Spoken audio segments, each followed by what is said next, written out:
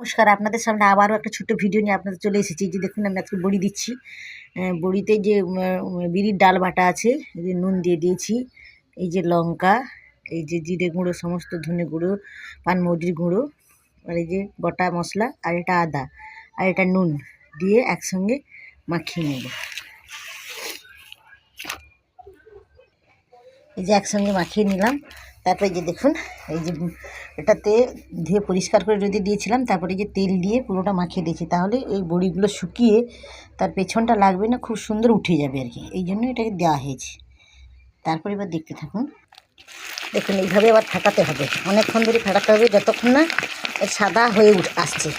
লাল colour ছিল, এটা পুরো সাদা হয়ে আসবে, এরকম করে ফাটাতে হবে। দেখুন এইভাবে দিয়ে দিতে হয়, এইভাবেই দিচ্ছি, এইভাবে রোদে শুকিয়ে তারপরে আমরা রান্না সবাই জানেন, তবু একটু দেখালাম, এগুলো সবাই